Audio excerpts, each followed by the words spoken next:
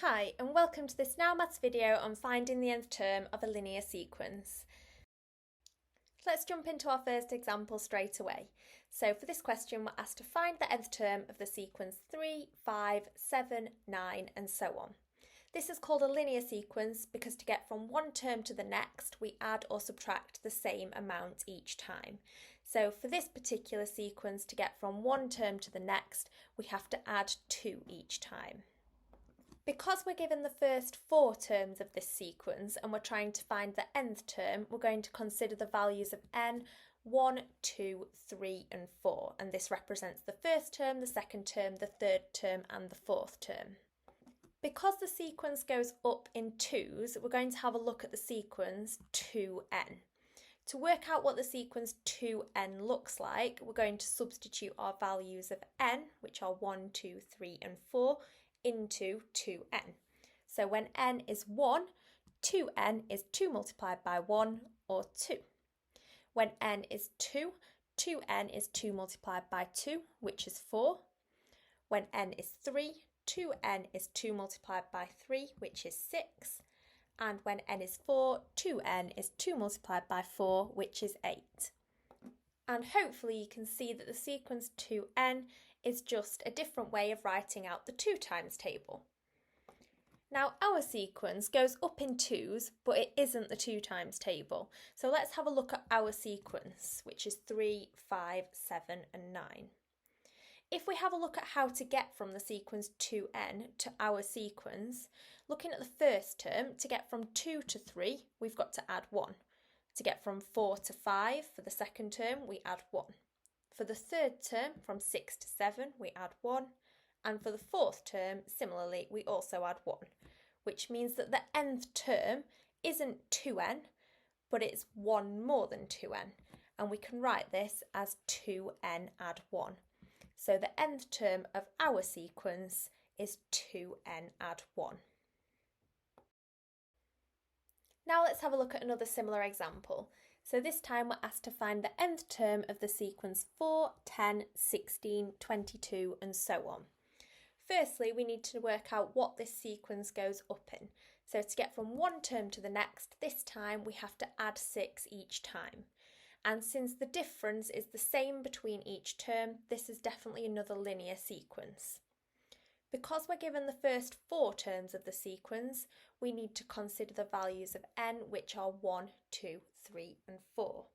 And because our sequence goes up in 6s, we're going to start by having a look at the sequence 6n. So the first term of the sequence 6n is 6 multiplied by 1, which is 6. The second term is 6 multiplied by 2, which is 12. The third term is 6 multiplied by 3, which is 18, and the fourth term is 6 multiplied by 4, which is 24. On the previous question, the sequence 2n represented the 2 times table, and this time hopefully we can see that the sequence 6n represents the 6 times table. The sequence that we're given in the question, although it goes up in 6s, is not the 6 times table. So let's compare the sequence we had in the question to the sequence of 6n. Let's look at the first terms first. So the first term of the sequence 6n is 6, but our first term is 4. To get from 6 to 4, we have to subtract 2. Now looking at the second term, to get from 12 to 10, we also subtract 2. For the third term, from 18 to 16, we also subtract 2. And for the fourth term, to get from 24 to 22, we also need to subtract 2. Because all of our terms are 2 less than the terms in the sequence 6n, our nth term must also be 2 less than 6n. And if we subtract 2 from 6n, we get 6n subtract 2.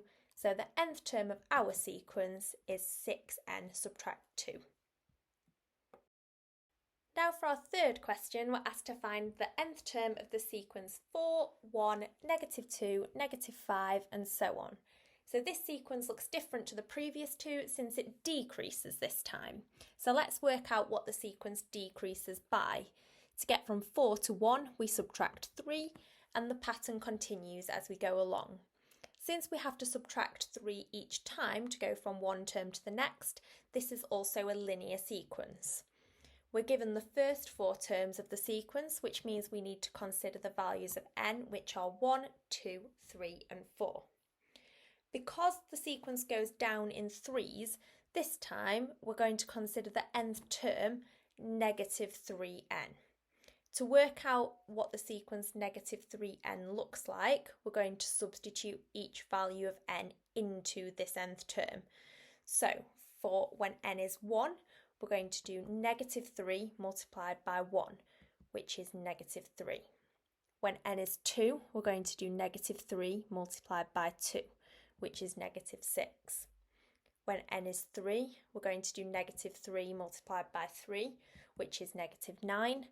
And when n is 4, we're going to do negative 3 multiplied by 4, which is negative 12. And this time we can see that this sequence looks like the 3 times table, except all of the numbers are negative this time. This sequence goes down in threes, and our original sequence also goes down in threes. However, they aren't the same sequence, so let's compare our sequence to the sequence negative 3n. Looking at the first term, we have negative 3 and 4. To get from negative 3 to 4, we need to add 7. Looking at the second term, we have negative 6 and 1, and to get from negative 6 to 1, we add 7. For the third term, we have negative 9 and negative 2, and to get from negative 9 to negative 2, we add 7. And the fourth term, we have negative 12 and negative 5, and to get from negative 12 to negative 5, we also add 7. So each of our terms are 7 more than the terms in the sequence negative 3n, which means that the nth term of our sequence must be 7 more than the sequence negative 3n. So if we add 7 onto negative 3n, we get negative 3n add 7, which means our nth term is negative 3n add 7. For our final example in this video, we're going to take a look at finding the nth term of the sequence negative 5, negative 9, negative 13, negative 17 and so on. So in this sequence, all of the terms are negative, so we need to take a little bit of extra care. We need to work out what this sequence goes down in first. So to get from negative 5 down to negative 9, we subtract 4, and the same all the way along. So this is definitely another linear sequence since it goes down by 4 every time to get from one term to the next. We're given the first 4 terms of the sequence, which means we need to consider n being 1, 2, 3 and 4. And because this sequence goes down in 4s, we're going to consider the sequence negative 4n. Now let's take a look at what the sequence negative 4n looks like. So when n is 1, we do negative 4 multiplied by 1, which is negative 4. When n is 2, we're going to work out negative 4 multiplied by 2, which is negative 8. When n is 3, we're going to do negative 4 multiplied by 3, which is negative 12.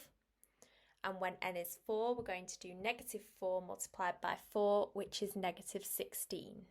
So we can see that this looks like the 4 times table, except all of the numbers are negative.